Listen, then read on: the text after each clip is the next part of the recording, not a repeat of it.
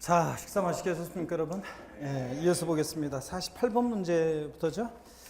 48번 문제를 보시면 요거는 뭐 동용 그 사회차 할 때 나왔던 그 문제입니다, 여러분들. 살짝 바꿨어요, 여러분들.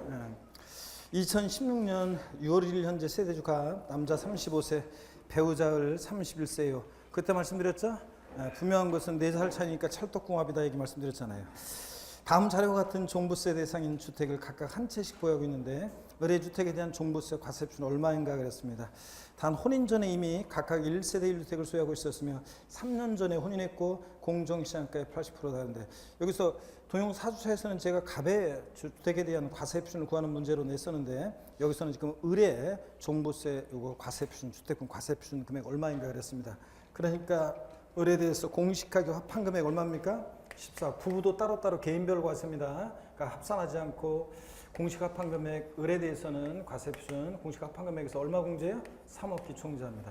5년 동안은 1세대 1주택자로서 세공제 혜택을 받을 수 있죠. 자, 그래서 기초공제 이런 걸 받을 수 있고 그래서 여기다가 공정시장가의 비율 자 여기다가 이제 또 80%를 곱한 금액이죠. 그래서 1세대 1주택자니까 단독세 1세대 1주택자니까 9억 실질적으로 공제하고 공정시장가를 반드시 곱해야 되고 그러니까 14억에서 이거 9억 빼니까 얼마입니까? 5억이고 5, 8, 40 얼마입니까? 4억 원이요. 그래서 이렇게 해서 구하는 것. 자, 그래서 이 문제에서 포인트는 자 1세대 1주택자에 되는데 부부도 개인별로 과세한다는 거. 그 다음에 또 하나가 혼인한 날부터 5년 동안은 각각 1세대를 본다는 거. 그래서 혼인한 날부터 5년 동안은 자 각각 1세대 1주택자로서의 그런 혜택을 받을 수 있다는 거. 그 다음에 자 여기에 그 다음에 이제 그 다음에는 뭐 이제 그 다음에 똑같은 거죠. 뭐 공시가 합한 금액에서 9억 공제하고 공정시장가 반드시 80% 곱하고 이런 얘기입니다. 자, 그 다음에 3번이 정답이고 49번 문제 가산세와 가산금에 관한 설명으로 옳은 거 그랬습니다. 국가자치의 지자체 조합이 아니란 말은 국가나 자치에 대해서는 가산금에 관한 규정을 적용하지 않으니까 그렇습니다. 어떤 수강생분이 국가나 자치에 대해서는 가산세 규정은 적용되지 않는 건가요? 물어보는 수강생분이 있는데 가산세는 신고 납부하는 세금이니까 국가나 자체가 자기한테 신고 납부할 수는 없잖아요. 그러니까 애초에 이거는 가산세 관한 규정은 당연히 적용되지 않습니다. 자, 그러면 문제를 계속 이어서 보시면 49번 문제 1번 지문입니다. 국세의 가산세는 해당 의무가 규정된 국세 세목으로 하며 자, 그렇죠 여러분들? 국세나 지방세, 가산세는 국세나 지방세 포함된다는 얘기라고 그랬습니다. 해당 국세나 지방세 세목으로 하며 해당 국세를 감면하는 경우 가산세는 그 감면 대상에 포함한다 그랬는데 맞습니까 여러분? 자, 세금을 깎아줄 때 가산세까지 포함시켜주는 것은 아니라고 그랬습니다. 가산세까지 깎아주는 거 아니라고 그랬어요. 그러니까 가산세는 그 감면 대상에 포함한다 안 한다? 안 한다고 그랬습니다. 그래서 앞동네 국세는 국세 가산세는 해당 의무가 규정된 해당 국세 세목으로 하며 여기까지 맞아요.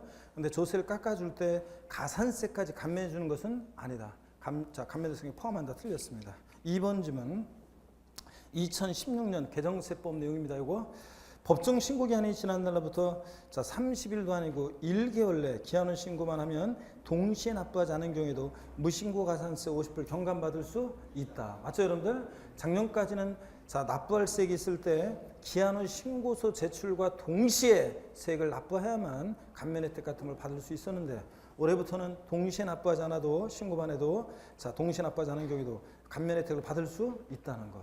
맞습니다, 여러분. 그래서 2번 정답이고 3번 지방세 가산금의 한도는 가산금의 한도는 72%다 그러는데 가산금 일반 가산금 3%하고 중가산금까지 72% 합치니까 가산금의 한도는 몇 프로까지요? 75%까지 체납세액의 75%까지 적용될 수 있습니다. 일반 가산금 3%, 중가산금 72% 이렇게 해가지고 그래서 3번도 틀렸다고 보시고요. 4번 재산세에서 신고 의무를 이행하지 않은 경우에 가산세 관한 규정을 적용한다 그랬는데 자 재산세는 보통징수 방법으로만 징수되고 어떤 경우에도 가산금만 적용되니까 가산세가 적용되지 않습니다.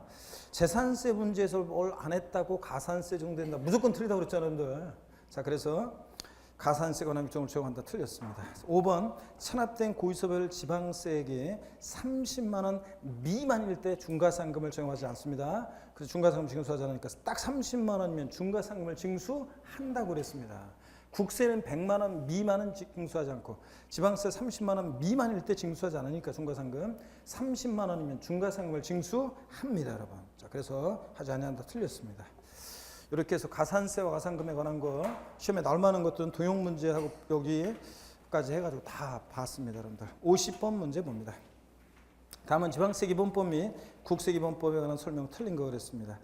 1번 부가권의 취소는 소멸사유지만 철회는 소멸사유가 아니다. 그렇죠, 여러분들? 예, 자, 이거 다시 한번 비교. 취소는 소급표가 있어가지고 세금 부과할 때로 소급해서 샥 소멸, 법률에 이거 부가, 자, 처음에 부과했던 거 싹 소멸해 버리지만 철회는 소멸사유 아니고요. 2번 농특세와 지방교육세는 각각 국세와 지방세 중에서 목적세이다 그랬습니다. 우리 목적세 교교농, 찌찌, 국세 중 목적세, 교교농, 교육세, 교통내주환경세, 농어촌특별세, 지방세 목적세, 찌찌, 지역자원시설세, 지방교육세. 그래서 얘들은 농특세와 지방교육세는 국세와 지방세에서 각각 목적세입니다. 그렇죠, 여러분들? 예. 3번 납세무자란 세법에 의해서 지방세를 납부할 의무가 있는 자로 지방세를 징수해서 납부할 의무가 있는 자를 제외한다 그랬습니다. 자, 맞습니까, 여러분? 이거는 나중에 3, 4월인가 5, 6월 달에 그냥 이렇게 하면서 배웠었던 것 같은데, 여러분들. 기본 이런 식으로. 여기 보세요. 세금을 납부하는 납세자는 세금을 납부하는 자는 납부할 의무가 있어서 납부하는 납세 의무자와 징수의 의무가 있는 징수의 의무가 있는 징수 의무자로 나눠집니다. 원천 징수무자, 특별 징수무자.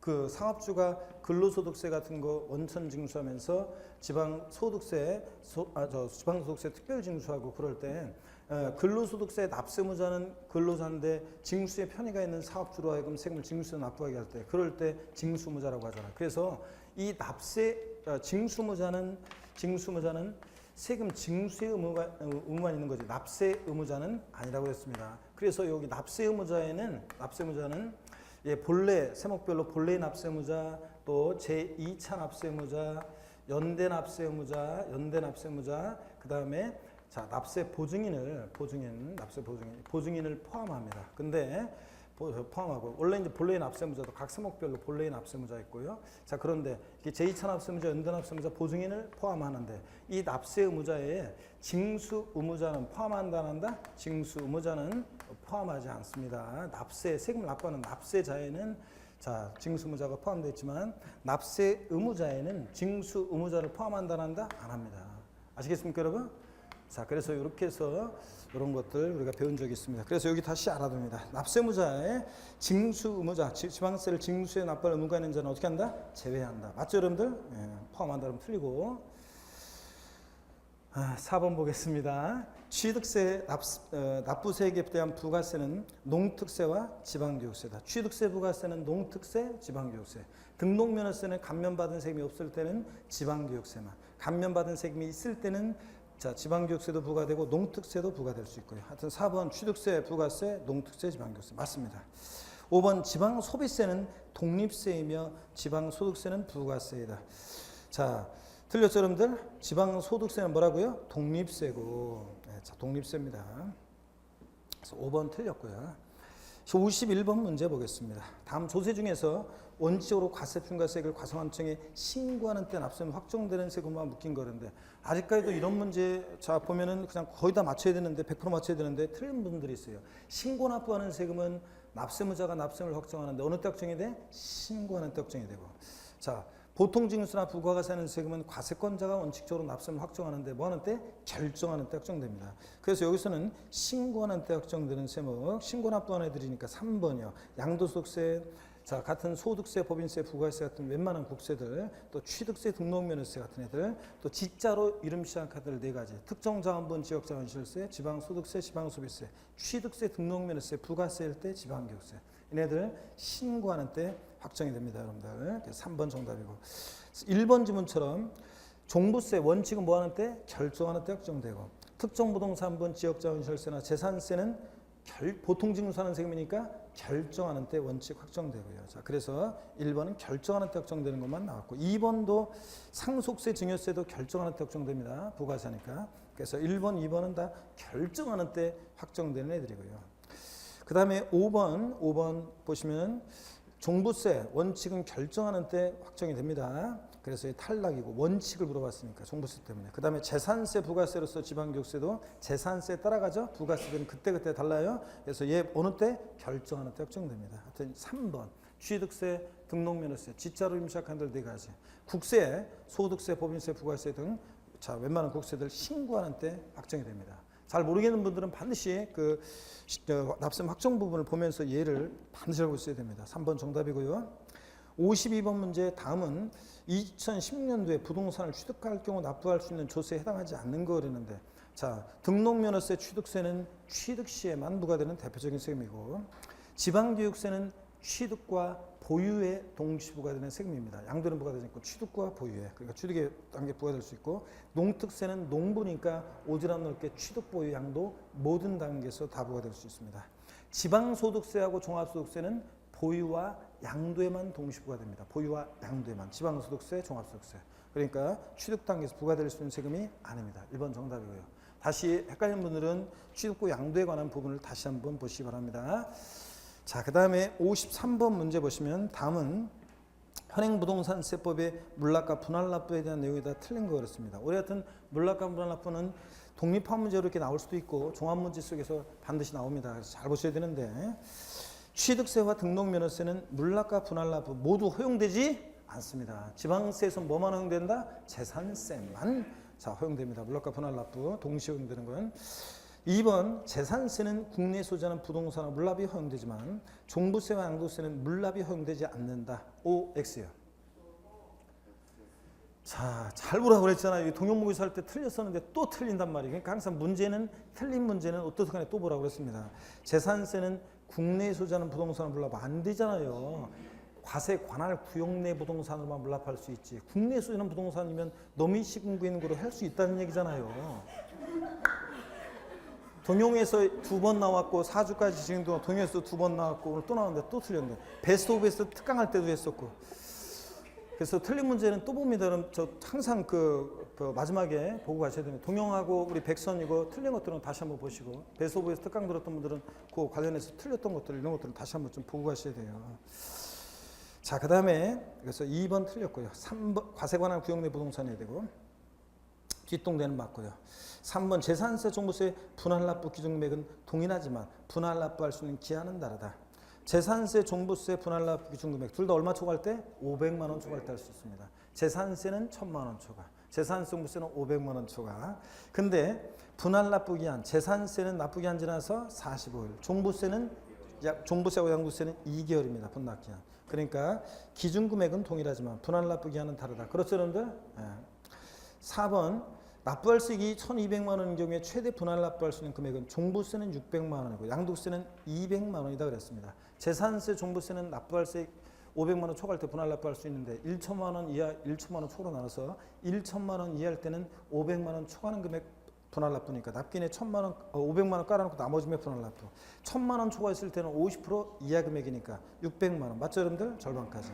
양도세는 2천만 원 이하 2천만 원 초로 나눠서 2천만 원 이하일 때는 1000만 원 초과하는 금액이니까 납기에 최소한 얼마? 1000만 원 깔아놓고 나머지 금액. 그러니까 양도세는 200만 원이다. 맞잖아요, 여러분들. 자, 그래서 4번 맞습니다. 5번 재산세를 물납한 때는 납기인에 납부한 것으로 봅니다, 여러분들. 그래 줘야지. 금전 납부 원칙에 의해서 물납하는 거니까 재산세를 물납하면 원래 납부 기간 내에 납부한 것으로 봅니다, 여러분. 맞습니다. 이런 것들 또 지문 눈에 익혀두시고요.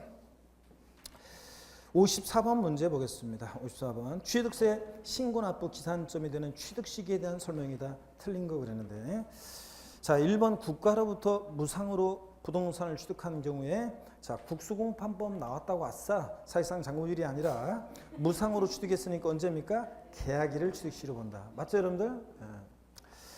2번 유상승계 취득의 경우로서 계약상 잔고질이 명시되지 않았다. 그러면 계약일로부터 며칠? 60일 경과한다. 등기일 아닙니다. 연부 취득은 연부금 지급일인데 그 매회직 때는 사실상 연부금 지급일이지 계약상 아니라고 그랬습니다.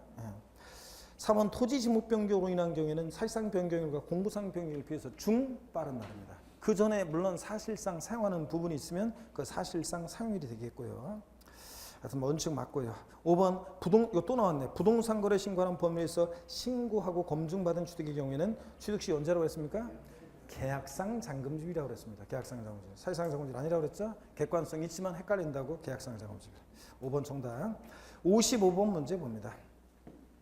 개인이 주택을 다음과 같은 조건으로 취득하는 경우에 지방세법상 취득세 표준세율이 옳게 연결된 것은 그랬습니다. 시가 9억 5천만 원이고 신고가액이 9억 원이고 시가 표준액이 8억 5천만 원입니다. 자, 먼저 교환에 있어 취득했습니다. 교환에 있어 취득했다. 이건 주택입니다. 지금 개인이. 자, 그러니까 교환에 있어 취득했다 그러면 유상승계잖아요. 예? 매매, 교환, 공매, 경매 다 유상거래니까 유상거래로 주택을 취득했으니까 영구인하세율 적용되는데, 자, 이거 시가 표준액 기준이 아니죠? 예, 신고한 가액, 취득한 가격이 실제 취득한 가액이 얼마? 자, 6억 원 이하면 1%, 6억 초과 9억 원 이하 2%, 9억 초과면 몇 프로? 3%. 근데 여기 딱 9억이니까 얼마예요? 2%, 1천분의 20. 맞죠, 여러분들? 이렇게 응용된 문제들을 이렇게. 그래서 1번 여러분 맞습니다. 자, 그 다음에 2번 상속으로 주택을 취득했을 때는 상 3~8에서 개인이 취득했으니까 비영리 사업자일 때가 상속일 때 아니고 비영리 사업자 상관없는데 왜 나왔어? 상속이니까 상 3~8이니까 뒤에 거죠? 1천분의 28이 돼야지. 주택이니까. 농지일 때 상 3, 농지 아니니까 상 3, 8, 1천분의 28이 돼야 되고. 3번 증여로 취득했습니다. 무동이 8, 1호인데 비영리 사업자 아니고 개인이 취득한다고 그랬으니까 무동이 8, 1호. 1천분의 35가 돼야 돼요. 3.5%. 1천분의 35, 3.5%가 돼야 되고. 4번 공유물 분할로 취득했다 그러면 0~30에 표준세율은 1천분의 23. 자, 표준세율을 물어봤으니까 1천분의 28입니다. 여러분 공유물 분할로 인한 취득, 등기부등본상 공유물 분할로 인한 취득에 등기부등본상 본인 지분을 초과하지 않았다. 자, 지분의 변동이 없다. 등기부등본상 본인 지분을 초과하지 않았다. 지분 변동이 없다. 자, 그런 경우에는 지분 변동 없는 이런 경우에 공유물 분할의 경우, 자 보세요. 얘는 적용되는 세율을 물어보면 공유물 분할로 인한 취득, 등기부등본상 본인 지분을 초과하지 않았다. 자, 그러면 요거 표준세율에서 중과 기준세율을 뺀 특례세율입니다. 그래서 여러분 보세요. 공유물 분할. 지금처럼 표준세율을 물어볼 때 공유물 분할로 인한 지금 표준세율은 0~30이니까 몇 프로의 표준세율은 2.3%입니다. 그래서 여기 지금 2.3% 맞아요. 자, 2.3%가 돼야 돼요. 2.3%가 돼야 되고. 근데 여기 1천분의 28이니까 틀렸어요. 0~30개. 근데 몇 프로 세율이 적용되냐고 물으면 공유물 분할로 인한 특례세율 적용되니까 표준세율에서 중과기준세율을 뺀 세율이니까 중과기준세 2%를 뺀 세율이니까 몇 프로? 0.3%. 실제적으로는 0.3%예요. 몇 프로 세율이 적용되냐고 물어봤으면 0.3%인데 표준세율을 물어봤을 때 표준세율은 공유물 분할 몇 프로라고요? 2.3%입니다. 근데 지분이 변동하는 공유물 분할의 경우에 등기부등본상 본인 지분을 초과했다. 초과 취득하는 부분은 일반 표준세율을 적용됩니다. 표준세율. 네? 표준세율을 적용. 일반 표준세율을 적용하고 공유물 분할로 인한 취득. 아시겠습니까, 여러분? 네. 자, 그래서 여기서는 표준세율을 물어봤으니까 0~30에 2.3%가 돼야 됩니다. 1천분의 23이 돼야 돼요. 그 다음에 주택을 신축하는 경우로는 신축했을 때는 원시축이니까 뭡니까? 원팔 2.8%가 돼야 돼요. 1천분의 28이 돼야지. 신축했으니까. 자, 그래서 주택을 어떻게 취득했느냐에 따라서 세율 적용되는 거예요. 이 문제를 통해서 다 여러분들이 알아둡니다. 자, 시가하고 시가표준액은 여기서는 필요 없는 거예요. 자, 그 다음에 56번 보겠습니다. 다음은 지방세법상 과점주의 주식취득에 관한 설명이다. 틀린 거. 이거 또 나왔네, 이거. 우리 동영에서 나왔던 것 같은데. 비상장법인, 코스닥 상장법인 포함해서요. 주식 60%를 수여하던 주주가 10%를 추가해서 70%가 된 경우에는 몇 프로 과세한다? 과점주가 된 이유니까 10%만 과세합니다. 맞고요. 2번 위 동그라미 1의 경우에 70, 60, 65%된 경우에 60에서 65%, 5% 증가된다는 기준으로 그 이전에 최고 비율이 70%였다면 이때 과세되는 지분 비율은 5%이다 그랬습니다. 맞습니까, 여러분? 아니지. 자, 요거 과점주주, 자, 지분이 60에서 5% 지분이 증가한다는 그 이전에 최고 비율이 70%면 70%보다 늘어나는 것만 과세해야 되는데 65% 늘어나지 않았으니까 과세되는 지분 비율은 몇 프로다? 빵 프로. 네. 자, 과세되지 않습니다. 빵 프로입니다. 0%고 그리고 계속 이어서 봅니다. 법령에 따른 과점주주의 주취득의 경우에 과점주들은 취득세 납부에 대해서 연대납세 의무가 있다. 자, 의제취득 간주취득이니까 어떤 세를 정하냐? 중과 기준세율 특례세를 정합니다. 건축물 개소로 가해진가, 사랑기 장비 선박 종류변경으로 가해진가, 지목 변경으로 가해진가, 과점주주의 주취득 등등 이런 의제취득 간주취득은 중과 기준세율 특례세율이고. 자, 5번 취득 후 신고하자고 매각하더라도 중과산세는 적용한다 안 한다? 안 한다 그랬습니다. 지목 변경, 과점주주의 주취득이나 의제취득 같은 경우나 또 등기 등록을 요하지 않는 재산은 중과산세 적용한다 안 한다? 안 한다. 이제 외울 때도 됐어요. 이제 계속 문제 나왔으니까. 자, 57번 문제 봅니다. 지방세법상 취득세가 중과세되는 자산에 대한 설명이다. 틀린 거 그랬습니다. 단 중과 요건은 모두 충족한 것으로 본다. 1번 공장 건물에 대해서는 중과세한다 그랬습니다. 자, 우리 공장 건물 과밀역 적용된 공장 신증설이라든가 이런 경우에는 중과세 합니다, 여러분들. 공장 건물은 중과세한다. 2번 병원, 은행, 백화점 등 도시형 내 필수로 유치되어 있는 도시형 업종에 대해서는 중과세 한다 안 한다? 안 합니다. 도시형 업종은 중과세하지 않고. 3번 엘리베이터 및 에스컬레이터가 설치된 단독주택을 주택의 시가편에게 관계없이 고급택으로 본다. 엘리베이터는 설치되어 있으면서 주택의 취득 당시 시가편액이 얼마? 6억 원을 초과할 때, 딱 6억 원까지는 아니고 6억 초과할 때 고급택이 되고, 에스컬레이터가 수영장한 단독주택에 설치만 돼 있어도 얘는 뭐가 된다? 고급택이 된다고 그랬습니다. 그랬죠? 다른 애들은 다 가액기준과 결합합니다. 고급택이 되려면 지방세에서 취득세에서 고급택이 되려면 주택의 취득당 시가편액 6억을 초과해야 돼요. 근데 어떤 것만 에스컬레이터가 수영장만 시가편액 관계없이 고급택으로 봅니다. 설치만 되어 있습니다. 그래서 여기서는 엘리베이터 때문에 틀린 거예요. 여기서는 엘리베이터 때문에. 3번 자 틀렸고요. 4번 살성산에 대해서는 표준세율과 중과세율 몇 배요? 4배. 100분의 400. 4배 합한세율로 중과세하고. 골프 연습장은 살성산이 아닙니다. 골프장이지 회원제로 운영되는 골프장이지 골프 연습장, 골프 회원권은 살성산이 아니다. 그래서 맞습니다. 골프 연습장 아니고 3번 정답이었고요. 58번 문제는 또 우리 등용할 때 나왔던 겁니다. 다음 자료에 의하는 경우에 부동산 취득에 따른 취득세 법정 신고 기한은 언제인가? 대금 완납일이 2016년 3월 10일, 토지거래계약 허가일이 4월 13일, 등기일이 10월 29일입니다. 자, 그러면 토지거래 허가구역 내 토지를 취득하는데 허가일 전에 대금이 완납이 됐습니다. 그러면 취득세는 자 언제부터가 포인트죠? 신고 납부하느냐. 취득세 60일에 신고 납부하는데 언제부터 60일이냐. 허가일로부터 60일 이내에 취득세를 신고 납부하는 거지. 이런 경우에 그런 거지. 대금 완납일로부터 60일 내 아니에요.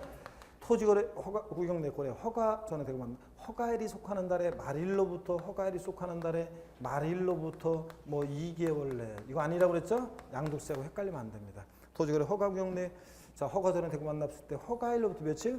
60일 내 신고 납부합니다, 여러분들. 자 요거고. 자 그래서 여기서는 언제입니까? 6월 12일입니다. 그다음에 59번 문제 보겠습니다. 이제 슬슬 졸릴 때가 되셨구나. 고기를 드시고요. 슬슬 졸릴 때가 됐네. 공들여서 목 운동 한번 합니다. 공들여서. 아이고, 공들여서 여러분들. 반대로도 돌리시고요. 허리도 좌로로 돌립니다, 여러분들. 기지개도 화끈하게 제끼시고요. 아이고.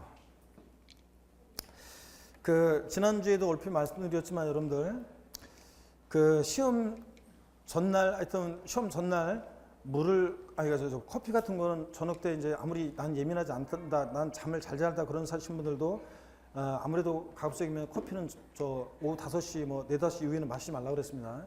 아니 나는 아니에요. 나는 커피 마시고 난 그냥 자요. 잠 잘 와요. 그런 사람들도 시험 전날은 예민해져가지고 잠이 안 올 수 있어요. 자 그래서 그걸 맡으시지 마시고 낮에 가급적이면 낮잠 주무시지 마시고 이렇게 했다가 낮잠을 혹시 잔다 그러면 한 5분 뭐 깜빡 몰라도 20분 이내에 깜빡 몰라도 가급적이면 전날은 잠 주무시지 마시고 그 다음에 이제 일찍 자고 일찍 일어나는 게 제일 좋은데 일찍 자려고 해도 잠이 안 와가지고 막 어떤 분들은 막 뭐 별 세고 양 세고 그 다음에 또 뭐 약물 수면제 먹고 주무시고 그러는 뭐 그런 사람들이 있는데 도저히 안 되면 모르겠지만 그렇지 않으면 가급적이면 그렇지 않는 게 좋습니다. 뭐 제일 좋은 방법이 미지근한 물로 샤워하고 낮잠 안 주무셨죠? 미지근한 물로 샤워하고 그 다음에 뭐 그 약간 미지근하게 해가지고 좀 우유 조금 마시거나 뭐 이런 게 좋답니다. 하여튼 그런데 뭐 제가 가진 방법을 다 했지만 잠이 안 올 땐 참 미치게 안 오더라고요. 그래서 시험 전날 그런 때. 예? 그래가지고 그 한 2, 3일 전부터 3일 전부터는 너무 늦게 자고 그러면 안 좋아요. 그래서 저 리듬이 이제 계속 그러니까 하여튼 잠을 푹 주무시는 게 관건입니다. 그래서 어떤 분들은 잠이 안 온다고 술을 마시는 사람들이 있는데 아니 방법이 되긴 돼요. 근데 술을 먹는데 소주 같은 거 안 좋아요. 예? 막걸리, 와인 막 이런 거.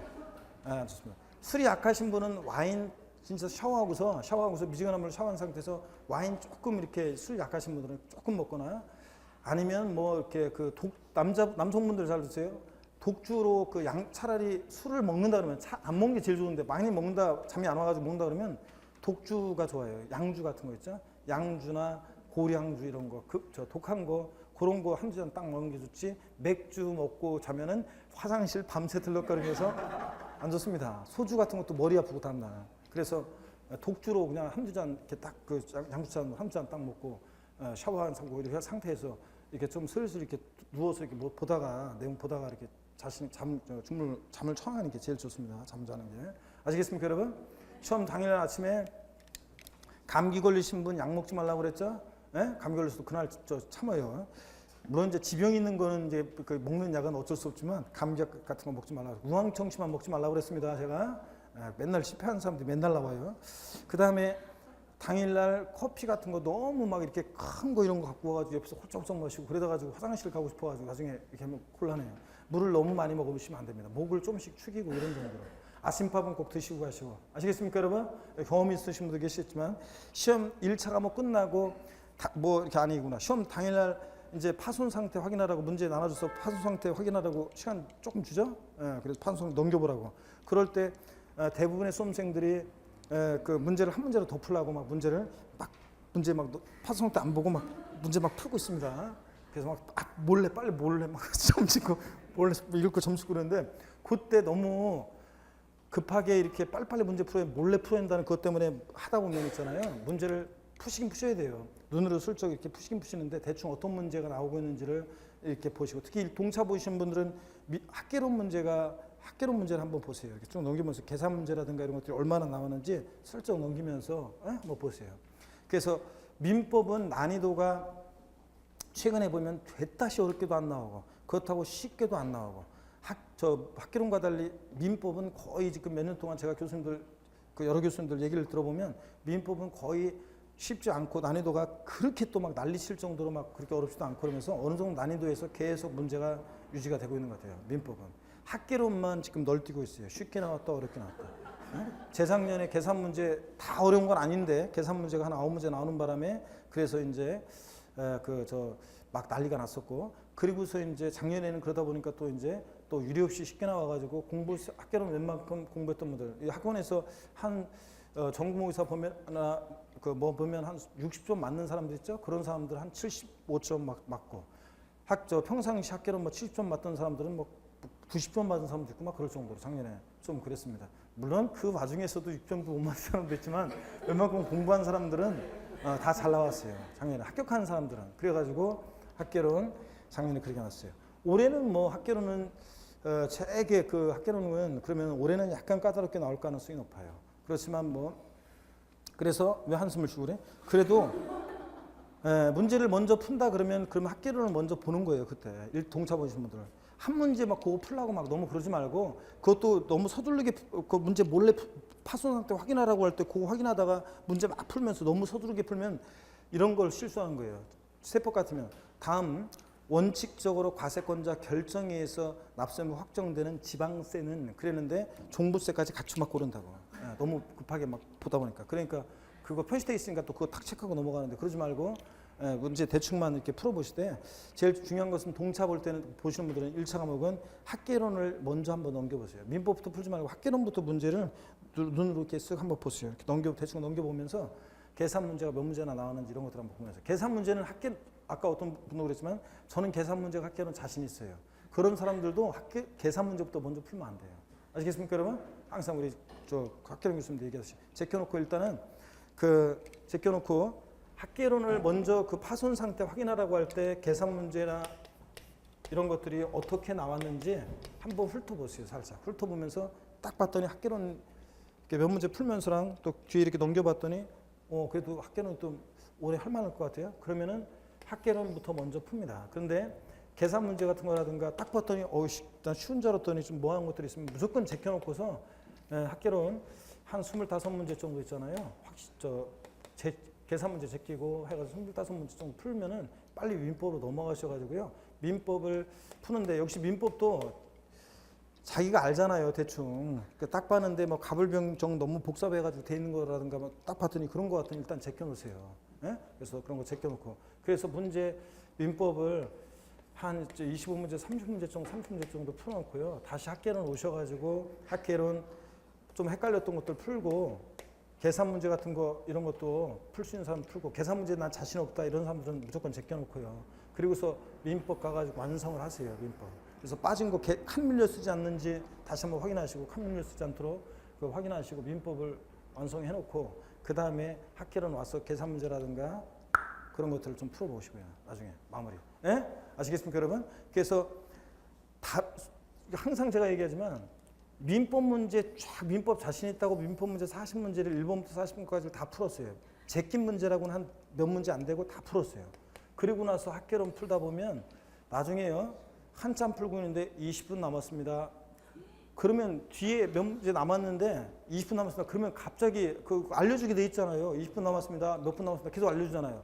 그럼 그 말 들을 때마다 갑자기 그냥 까매지면서 막 마음이 급해지고 막 이래가지고 이 뒤쪽에 예를 들어서 35번부터 40번까지 뒤쪽에 학개론 읽자면 답이라고 이거 손만 딱 잡아주면 답이라고 벌떡 일어설 애들이 몇 문제가 깔려 있었는데 얘네들이 마음을 급해가지고 얘네들을 몇 분 막 마음을 급해가지고 막 찍게 된다고요. 그러니까 항상 똘똘한 문제들 얘네들 미리 손을 잡아줘야 돼요. 아시겠습니까, 여러분? 네, 손을 잡아놓고 내 거를 확실히 만들어놓고서 넘어갔어야 돼요.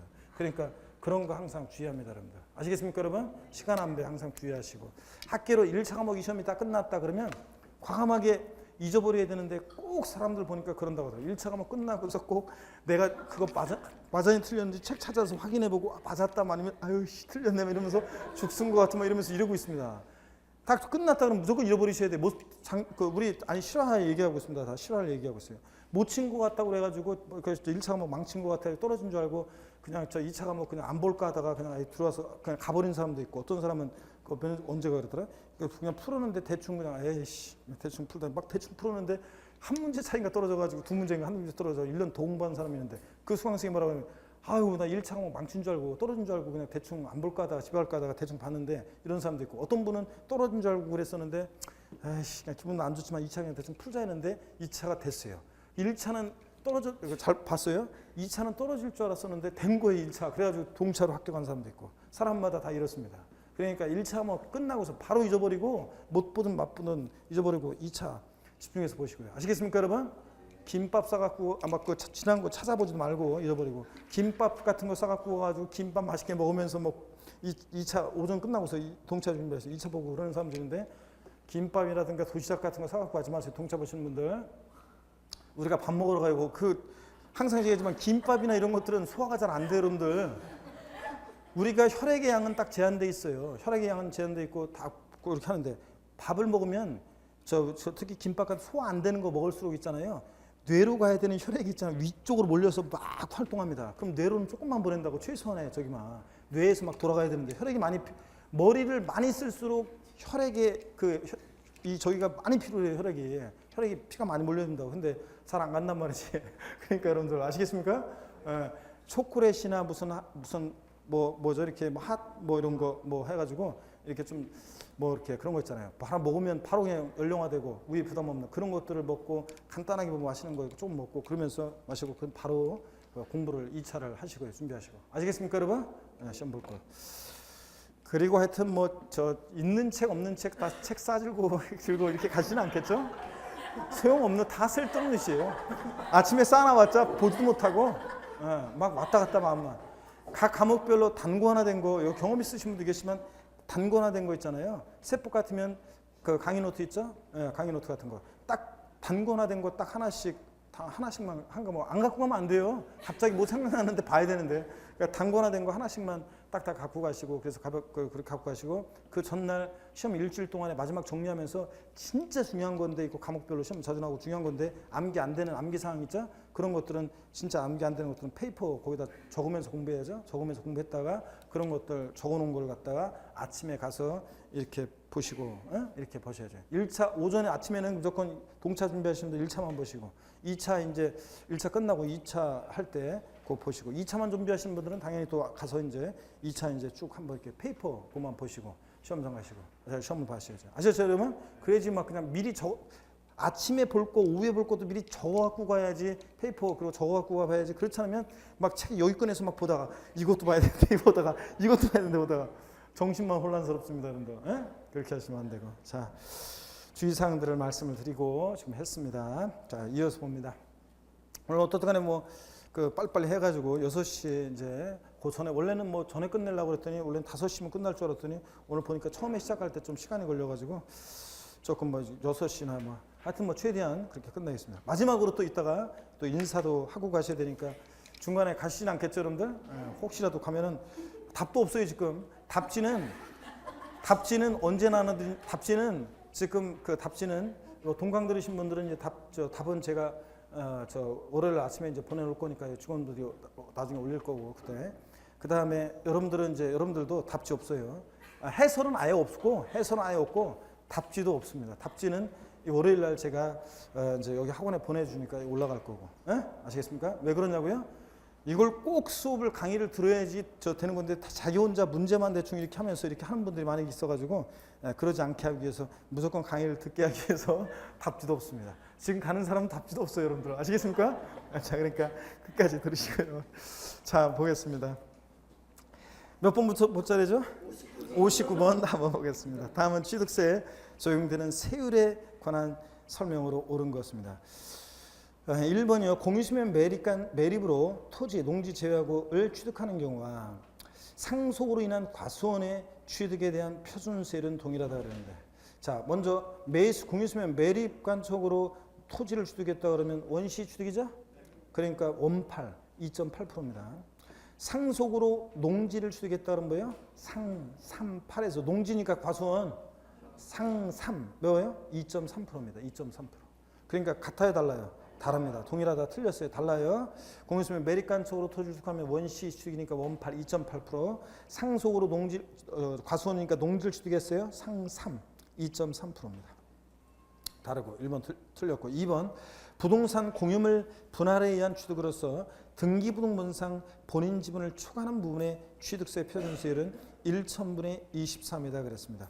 공유물 분할로 인한 취득 0.3식의 표준세율에서 원래 등기부등본상 본인 지분을 초과하지 않았다 그러면 지분의 변동 없는 공유물의 분할은 표준세율이 중과기수를 뺀 세율이니까 0.3%인데 그죠? 근데 여기서는 문제 잘 단서를 봐야 돼요.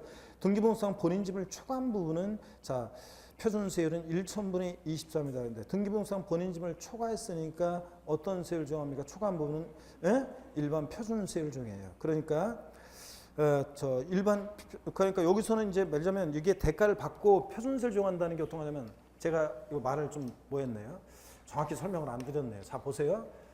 이게 뭐냐면 표준세율 정한다는 게 지분이 지분에 변동하는 공유물 분할의 경우에 표준세율 정한다는 게 제가 잘못 설명을 했는데요. 여러분께 보충 설명을 좀 드립니다.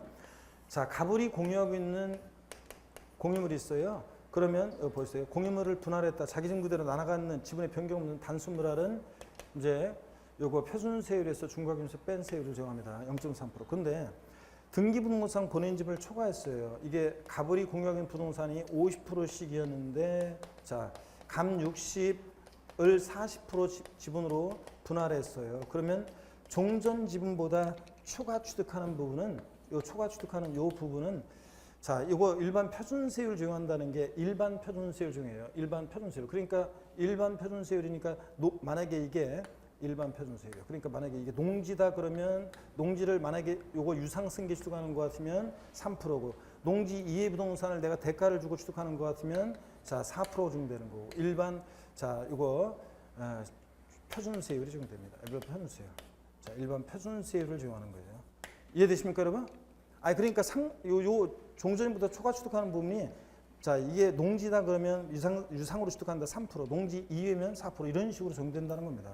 여러분들 이거 초과 취득하는 부분은 일반 표준세율 적용하는 거고 특례세율 적용하지 않고요. 그걸 오해하시면 안 돼요. 무조건 2.3%는 아니고요. 자, 그래서 초과 취득하는 부분은 일반 표준세율 적용하니까 유상 취득이면 자 농지면 3%, 농지 아니면 4% 이런 세율이 적용된다는 얘기예요. 자, 그래서 여기서 초과 취득하는 부분은 취득세 표준세율은 1천분의 23이다 그랬는데 이걸 오해하면 안 돼요. 그래서 요때는 이제 어떤 세율 적용되느냐? 일반 유상 취득의 세율이니까 농지 아니면 3%, 자, 농지면 3%, 농지 아니면 4% 적용된다 그런 얘기입니다. 표현이 조금 하여튼 오해하시면 안 되고요. 조금 오해 소지가 있네. 2번 하여튼 그래서 그런 의미로 해서 틀렸다고 보시고요. 그 다음에 3번 보시면요. 비영리 사업자의 증여로 취득한 부동산의 표준세율은 1천분의 35다 그러면 증여니까 무동이 8 이러고 비영리 사업자니까 무동이 8, 1천분의 28이 돼야 돼요. 2.8%죠. 그렇잖아요. 개인이 증여받아 기부받아 취득했으면 무동이 8, 1로 3.5%인데 자, 요거 비영리 사업자니까 무동이 8, 2.8%고요. 4번 함유물과 총유물의 분할로 인한 취득은 표준세율은 다르다 그랬는데 다릅니까? 아니지. 공유합의 총유물 분할로 인한 취득 다 영삼식에 들으니까 2.3%입니다. 2.3%. 다르다 틀렸어요. 5번 건축물 신축과 건축물 증축에 대한 표준세율은 동일하다 그랬는데 아까 신축하면 원시로 봐서 2.8, 증축이나 개수로 면적 증가해서 증가된 면적 부분은 자 원시로 봐서 2.8. 그래서 동일하죠 여러분들? 자 조금 표현은 저기 하지만 자 다른 교수님이 출제한 문제 중에서 문제이기 때문에 조금 제가 쓰는 표현하고는 좀 틀려요. 그래서 근데 일부러 그냥 이렇게 해놨어요. 자 봅니다. 60번 봅니다. 다음 자료에 의하는 경우에 취득세와 등록에 대한 등록물세 설명 중 틀린 거 그랬습니다. 기억번에 지목 변경 전에 시가 총액이 1억이고 지목 변경 후에 시가 총액이 2억이고요. 이거 했네요 우리 앞서서 이미.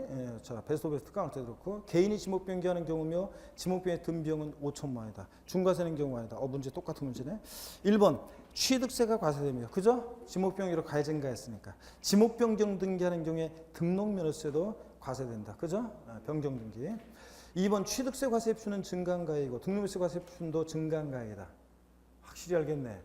지목 변경의 경우에 취득세는 증가한가액에 중과기준세를 특례세를 적용하는데 등록면허세는 변경 등기니까 건당 6,000원. 건수과세표이죠?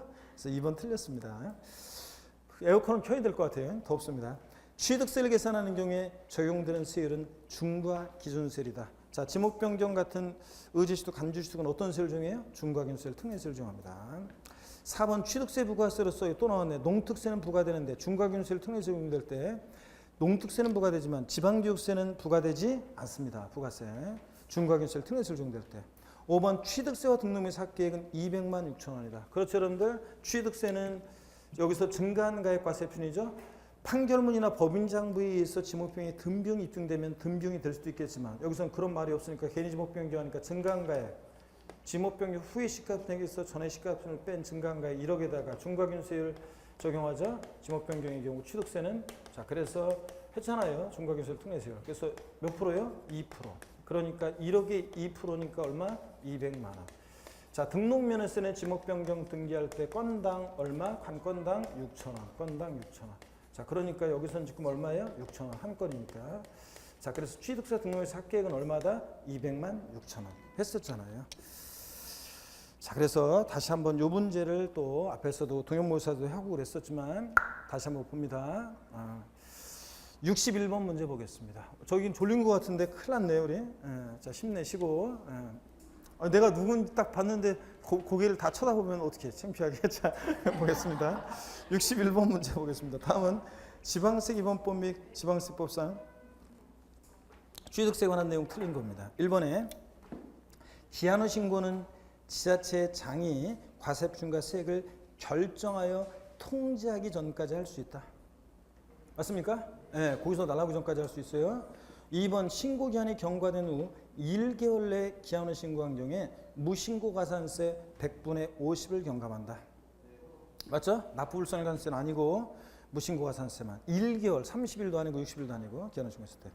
3번 법정 신고기한이 지난 후 6개월 내 수동신고한 경우에는 수동신고는 신고기한 내 신고 제출했던 자가 뒤늦게 이제 수동신고하면 혜택이 있죠? 과소신고가산세 6개월 내 수동신고하면 과소신고가산세 몇 프로? 50% 경감한다. 맞습니다. 이 질문을 통해서 살짝 알아두시고 4번 공산장 사무소 등 임시건축물, 고불악장 등 사실상산 포함, 또 존속기간 1년일 땐 비과세지만 존속기간 1년을 초과할 때는 취득세를 부과한다. 틀렸죠? 뭐 때문에? 사실상산 포함 틀렸습니다. 제외고 임시건축물. 존속기간 1년 이내일 땐 비과세고 초과하면 과세하는데 어떤 세율로 과세한다고요? 존속기간 1년 초과한 임시건축물 어떤 세율? 중과 기준세율, 특례세율로 과세하고요. 여기서는 하여튼 사실상산 포함 때문에 틀렸습니다. 5번 시가순액이 1억 원인 부동산을 7천만 원에 경락받았습니다. 취득세 과세 평금액은 얼마입니까? 예? 국수공판법 부잖아요. 공매 경매를 쓰겠으니까 시가순액 미달하더라도 뭘 과세 편에? 경락가요. 자, 그래서 얼마? 7천만 원이다. 맞습니다, 여러분들. 자, 그래서 61번 문제는 4번이 정답입니다. 62번 문제 취득세와 등록에 대한 등록물세 비교 내용이다. 틀린 거 그랬습니다. 1번에 특별시와 광역시에서 과세 주체는 다르다. 취득세는 특광도, 특별시 광역시세네요. 등록면세는 부도. 자, 특별시 광역시에서 등록면세는 자치구세잖아요. 그러니까 다르죠, 여러분들? 네, 광역시에서는 다릅니다. 특별시 광역시에서는. 도에서는 둘 다 도세인데. 2번 대답 호응이 전혀 없어지는 것 같아. 밥 먹고 났더니 여러분들. 자, 두 세목 모두 소액징수 면제 규정은 적용되지 않습니다. 재산세, 지역자원인슈런스 이런 애들이 소액징수 면제지 취득세 등록면세는 둘 다 소액징수 면제는 적용되지 않습니다. 3번 취득세 과세표는 취득 당시 가액을 기준으로 하고 그죠? 등록면세는 등록 당시입니다. 기존의 과세표는. 3번 지방세기본법상의 납세무 성립 시기는 뭐다? 다릅니다. 취득세는 취득하는 때, 등록에 대한 등록면세는 등기 등록하는 때 다릅니다. 5번 취득 후 신고하자과 매각하는 경우에 취득세와 등록세 모두 중과산세 적용한다. 앞에서 나왔었는데 취득세는 중과산세 규정이 있지만 등록면허세는 중과산세 규정이 있다 없다? 없습니다. 5번 정답. 63번 문제 지방세법 규정에서 규정하는 관련 요건을 충족한 별장과 고급택에 대한 각 세목별 설명이다. 틀린 거. 1번 별장과 고급택은 모두 종부세 대상이 된다. 아, 이제 맞출 때 됐잖아요. 자, 종부세 대상이 되는 주택에서 별장은 어떻게 한다? 제외입니다. 고급택 대상이 되고 별장은 대상이 아니죠. 이미 재산세에서 고일로 과세했으니까 종부세가 아니고요. 1번 틀렸습니다. 정답이고 2번 2인 이상이 구분해서 취득하거나 1인 또는 수인이 시차를 두고 구분해서 취득하는 경우에도 취득세 중과세율 적용을 한다 그랬습니다. 중과세율 중대상이 된다는데 취득세에서 사실상산을 2인 이상이 구분해서 취득하거나 1인 또는 수인이 시차를 두고 구분해서 취득해도 잔머리 굴려도 소용없다. 중과세한다 그랬습니다. 맞고요. 그 다음에 3번 별장과 고급택에 대해서 적용되는 재산세 세율은 어떻게 하다? 다르다. 아까도 나왔었고 별장 4%, 재산세에서 고급택은 초과분리세율. 4번 주택분 재산세인 대상에서 별장은 당연히 어떻게 한다? 포함하고 종부세에서 별장이 제외되는 거지 재산세에서 주택분은 별장과 별장 2주택으로 나누니까 별장 포함하고요. 5번 별장과 고급택에 대해서 취득세는 중과세하지만 등록에 대한 등록면세는 사실상산에 대한 중과세 규정이 있다 없다? 없다. 자, 이렇게 해서 봤고요. 64번 문제 봅니다. 지방세법상 등록에 대한 등록면허세 설명으로 틀린 것은 그랬습니다. 1번에 등록면허세 등록에는 취득세에 따른 취득을 원인으로 이루어지는 등기 등록은 제외하되 그렇죠? 취득세로 갔으니까 광업권 및 어업권 취득에 따른 등록이나 외국인 소유의 취득세 대상 물건의 연부 취득에 따른 등록은 취득과 관계된 사항이지만 등록이 어떻게 한다? 포함됩니다. 예외적으로. 맞고요. 2번 부동산에 대한 등록세 과세표는 등기 당시 신고가액으로 한다. 맞습니까? 취득세는 과세표는 취득 당시 가액. 아까도 나왔는데 등록면세는 등록 당시, 등기 당시 신고가액. 맞잖아요, 원칙. 3번 임차권 말소등기 등록세 세율은 매 건당 6,000원이다. 그렇죠? 임차권 설정등기 있을 때는 월 임대차 금액의 0.2%인데 말소등기니까 건당 얼마? 6,000원. 4번입니다. 지자체가 납세자의 부동산을 압류하기 위해서 압류등기 전제가 되는 소유권 보존등기의 경우는 지자체가 등록면허세 납세의무자이므로 비과세한다. 이거 한번 했었어요. 저 동영모시 할 때도. OX요. 예? OX. 자, X입니다. 이거 보세요. 납세자의 부동산을 압류하기 위해서요. 압류 등기가 전제가 되는, 그러니까 아직 소유권 보존 등기가 안 돼 있어요. 그래서 직권으로 소유권 보존 등기를 등기관이 하겠죠. 아니면 지자체가 채무자를 체납자를 대위해서 소유권 보존 등기할 때 그 명의자는 누가 되는 거예요? 그 체납자 명의 등기가 이루어지는 거예요. 등록면에서는 누가 등기 등록을 받는 자냐가 중요한 거지. 누구를 위한 등기예요? 그 납세자가 등기 등록을 받는 자니까 체납자가 당연히 비과세하지 않습니다. 그래서 채권자 체납자를 국가나 자체가 대위해서 하는 어떤 등기라든가 직권으로 이렇게 보존 등기 같은 것을 또 대위해서 한다거나 이런 것에 대해서는 자, 요거 비과세가 아닙니다, 여러분들. 그 소유자가 납세자가 돼요. 그 소유자가. 자, 그래서 여기서는 비과세한다 틀렸습니다. 국가 등이 자기를 위해서 하는 등기일 땐 비과세지만 요거는 자기를 위한 등기가 아닙니다. 그래서 4번 요거 틀렸습니다. 그 소유자가 납세자가 됩니다. 체납자가. 그다음에 5번 같은 등록에 관계되는 사안이 2개 이상의 지자체에 걸쳐 있을 때 등록면에서는 지자표를 부과할 수 없는 경우에 어디요? 등록관청 소재지. 취득세는 같은 취득물건이 2개 이상의 지자체에 걸쳐 있으면 소재지별로 안 분해서 각각 납세지를 했습니다. 시가 편액비로 나누겠죠? 그랬잖아요. 근데 등록면허세는 소비를 안 분한다 그러면 틀려요. 등록관청 소재지입니다. 그래서 맞고요. 65번 문제 지방세법상 부동산 관련 등록면세 과품과 세율에 관한 설명이 다 틀린 거였습니다. 지목 변경 건당 6,000원 맞습니까? 네. 지역권 설정 요역지가액의 1,000분의 이거는 임차권이구나. 임차권 설정 임차보증금의 1,000분의 소유권 이해 권리들은 세율은 다 1,000분의 0.2%인데 틀렸죠 이거? 왜? 임차권 설정 등기는 뭘 과세표준이에요? 월 임대차금액. 월 임대차금액이지. 임차권 설정금액이. 임차보증금 아니라고 그랬죠 여러분들? 월 임대차금액입니다. 2번 틀렸고 지역권 설정 등기는 승역자 아니고 요역지가액이 0.2. 가등기는 부동산 또는 채권금액이 1,000분의 소유권 보존기 보8. 소유권에 관한 등기가 과세표준 1,000분의 부동산 가액이고 세율은 보8. 66번 문제 봅니다. 지방세법상 등록에 대한 등록면허세 설명으로 틀린 거였습니다. 1번에 회사의 정리 또는 특별청산에 관해서 법원의 촉탁으로 등기 이거 어떻게 합니까? 비과세한다. 맞아요? 네, 비과세입니다. 그래서 등록면허세 국가나 자체가 자기를 위해서 하는 등기 비과세고 또 그 다음에 행정구역 변경 등기, 등기등록 담당 공무원의 착오, 주민번호의 변경 같은 단순한 표시 변경, 회복, 정정 등록 비과세하고 또 이렇게 회사의 정리 법원의 특별청산에서 법원의 촉탁으로 인한 등기 비과세입니다. 2번 해당 물건이 2 이상의 지자체에 걸쳐 있는 경우에 납세지는 소재별로 안 분하여 계산한다. 아까 바로 나왔던 거죠 여러분들? 예? 자, 그래서 안 분한다 이렇게 바꿔서 나온단 말이에요. 틀렸죠? 어디라고 아까? 등록관청 소재지입니다. 등록관청 소재지. 이렇게 자 봅니다. 그래서 틀렸고요. 3번 등록면허세는 등록하기 전까지 납세기 관할 지자체에게 신고 납부해야 한다. 그렇죠 여러분들? 기간 남으면 돼? 안 돼? 안 되죠. 아까 앞에는 부동산 출입부터 60일 내 상속 원인으로 등기할 때는 상속계실이 속하는 달에 말일로부터 6개월 이런 틀리다고 했어요. 등기하기 전까지고. 3번 신고를 하지 않은 경우에도 등록면허세 산출세액을 등록하기 전까지 납부를 하면 신고하고 납부한 것을 어떻게 한다? 의제 봐요. 이때 결론 신고무, 무신고나 과소신고 같은 이런 신고무 가산세는 징수한다 안 한다? 안 한다.